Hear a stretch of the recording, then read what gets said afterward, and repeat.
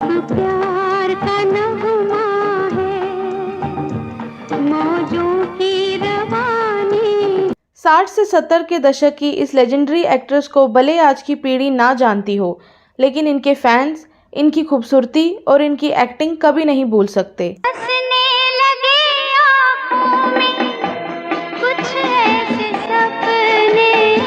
लेकिन इतनी सुंदर और मशहूर होने के बावजूद और लाखों दिलों की धड़कन बनी इस एक्ट्रेस ने पूरी जिंदगी अकेले गुजारी। किस लिए मैंने प्यार किया, दिल को यूं ही। क्या आप जानते हैं कि इस अदाकारा के प्यार का इतना दुखद अंत हुआ, जिसके बारे में जानकर आप हैरान हो जाएंगे। इस अदाकारा ने अपना बॉलीवुड का सफ़र बतौर चाइल्ड आर्टिस्ट शुरू किया था और आगे जाकर बनी फिल्म इंडस्ट्री की लेजेंडरी एक्ट्रेस, नाम है जिनका नंदा कर्नाटकी, जो सिर्फ नंदा के नाम से मशहूर हुई।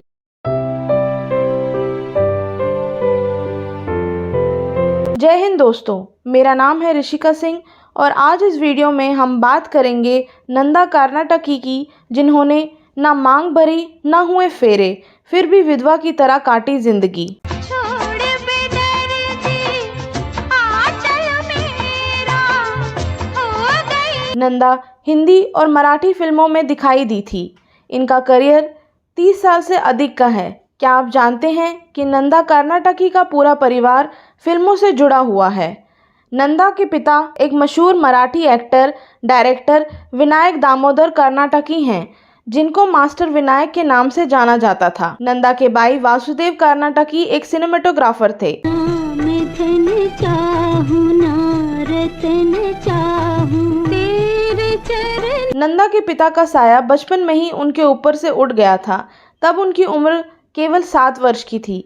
परिवार को बहुत ही कठिन समय का सामना करना पड़ा। अपने परिवार को सपोर्ट करने के लिए नंदा एक बाल अभिनेत्री बन गई। फिल्मों में करियर बनाकर उन्होंने अपने 6 भाई बहनों का पालन पोषण किया और उन्हें शिक्षित किया। ये वादियाँ, ये फिजाएं बुला रही है तुम्हें। नंदा ने 1948 में मंदिर फिल्म से अपने फिल्मी करियर की शुरुआत की। सिल्वर स्क्रीन पर उन्हें बेबी नंदा के रूप में पहचाना गया। मंदिर, जग्गू और अंगारे जैसी फिल्मों में वे 1948 से 1956 तक एक बाल कलाकार थी। नंदा के चाचा प्रसिद्ध फिल्म डायरेक्टर वी शांतिराम थे। उन्होंने नंदा को एक सफल भाई बहन की गाथा तूफान और दिया में कास्ट करके एक बड़ा ब्रेक दिया। नंदा को फिल्म बाबी के लिए सर्वश्रेष्ठ सपोर्टिंग एक्ट्रेस के रूप में अपना पहला फिल्म फेयर पुरस्कार नॉमिनेशन मिला। तब नंदा मात्र 10 साल की थी। मराठी फिल्म कुल देवता के लिए डायरेक्टर दिनकर पटेल ने उन्हें लीड रोल में लिया। इसमें नंदा को बेहद पसंद किया गया, यहाँ तक कि उन्हें प्रधानमंत्री जवाहरलाल नेहरू द्वारा इस फिल्म के लिए सम्मान भी मिला। इसके बाद उन्होंने कई गुजराती और मराठी फिल्मों में काम किया।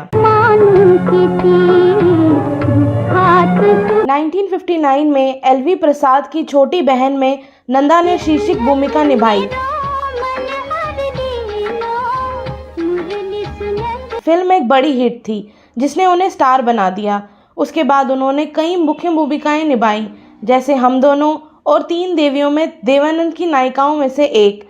दोनों फिल्में हिट के रूप में सराही गई। वे बी.आर. चोपड़ा की कानून में नायिका भी थी, एक ऐसी फिल्म जिसमें कोई गीत नहीं था, जो उस टाइम पे दुर्लभ था। बाहों में बहारों में इखलाता गाता आया कोई। नंदा नए लोगों को प्रोत्साहित करने के लिए जानी जाती थी। नंदा उस टाइम की सुपरस्टार हीरोइन होने के बावजूद उन्होंने नए एक्टर्स के साथ काम करने में कोई परहेज नहीं किया। उन्होंने उस टाइम शशि कपूर के साथ 8 फिल्में साइन की, जब उन्हें हिंदी सिनेमा में सफल होना बाकी था।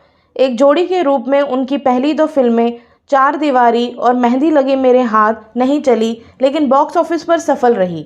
जब जब फूल खिले में नंदा ने पहली बार एक पश्चिमी भूमिका निभाई और इससे उनकी छवि को मदद मिली। फिल्म में उन पर फिल्माया गया उनका पसंदीदा गीत ये समा था। शशि कपूर ने बाद में घोषणा की कि नंदा उनकी पसंदीदा एक्ट्रेस थी। नंदा ने भी कपूर को अपना पसंदीदा हीरो घोषित किया। 1965 से 1970 की पीरियड में शशि नंदा की जोड़ी की सफल फिल्मों में मोहब्बत इसको कहते हैं, जब जब फूल खिले, नींद हमारी ख्वाब तुम्हारे, राजा साहब, रूठा ना करो शामिल हैं। हमको है पता जो तुम्हारी दास्तां थी, होठों पे तो ना थी। 1965 में उनकी एक और हिट फिल्म गुमनाम थी, जिसने उन्हें नायिकाओं की शीर्ष लीग में लाने में मदद की। धर्मेंद्र के साथ उन्होंने मेरा कसूर क्या है और आकाशदीप में काम किया। चांद की डोलिया पे। अब नंदा भोली भाली लड़की की इमेज से बाहर आकर कुछ नया करना चाहती थी, इसलिए उन्होंने फिल्म इत्तेफाक में नेगेटिव किरदार भी स्वीकार कर लिया। इस रोल को माला सिन्हा और साधना पहले ही रिजेक्ट कर चुके थे। चला दो गोली, बहुत चालाक बनती हो। जो कपड़े पसंद हो निकालो। तुम्हारा पति अच्छे कपड़े पहनता है, क्या काम करता? Sales executive. इस फिल्म में उनके अपोजिट राजेश खन्ना थे। ये फिल्म बॉक्स ऑफिस पर हिट साबित हुई। राजेश खन्ना के साथ उन्होंने द ट्रेन और जोरू का गुलाम में भी काम किया। बरस गई रे तरस गई रे तेरे तरस को नजर। जितेंद्र ने भी उनके साथ कुछ हिट फिल्में की, जैसे कि परिवार और धरती कहे पुकार के। ईयर 1972 में रिलीज हुई नंदा की फिल्म शोर, जिसमें नंदा ने मनोज कुमार के अपोजिट एक छोटा सा रोल निभाया। इसके बाद इन दोनों की फिल्म आई छलिया और नया नशा, जो फ्लॉप रही। नंदा के लिए काम के प्रस्ताव 1973 से बंद होने लगे, क्योंकि अन्य युवा अभिनेताओं जैसे नवीन निश्चल, विनोद मेहरा, देव मुखर्जी और परिशी साहनी के साथ उनकी जोड़ी काम नहीं आई और फिर उन्होंने अभिनय करना बंद कर दिया। 1982 में उन्होंने 3 सफल फिल्मों के साथ वापसी की, आहिस्ता आहिस्ता, प्रेम रोग, मजदूर। प्रेम रोग में उन्होंने पद्मिनी कोल्हापुरी की मां की भूमिका निभाई। इन फिल्मों के बाद नंदा ने फिल्मों से संन्यास ले लिया।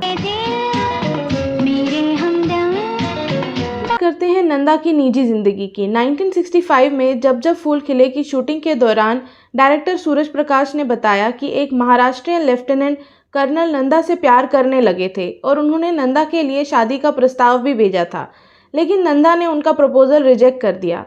इसके बाद नंदा के भाई भी उनके लिए कई लड़कों के रिश्ते लाए, लेकिन उन्होंने सब ठुकरा दिए। डायरेक्टर मनमोहन देसाई, जो नंदा से बेहद प्यार करते थे, लेकिन नंदा के शर्मीले स्वभाव के कारण कभी उनसे इजहार नहीं कर पाए।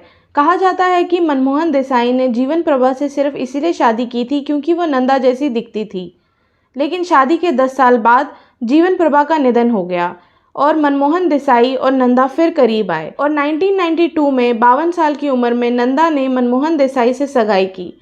दरअसल वहीदा रहमान, जो शुरू से ही नंदा की करीबी दोस्त थी, उन्होंने नंदा और मनमोहन देसाई को फिर से मिलवाया, लेकिन शादी को आगे टालना पड़ा क्योंकि नंदा की मां कैंसर की बीमारी से जूझ रही थी। लेकिन शायद किस्मत को इस जोड़ी का एक होना मंजूर ही नहीं था। सगाई के 2 साल बाद 1 मार्च 1994 को अपने ही घर की बालकनी से गिरकर मनमोहन देसाई की मौत हो गई और उनके 1 साल बाद उनकी मां की भी मौत हो गई। नंदा अब बिल्कुल अकेली हो गई। नंदा वैसे ही कम ही बाहर नजर आती थी, लेकिन इस घटना के बाद उन्होंने खुद को और कैद कर लिया।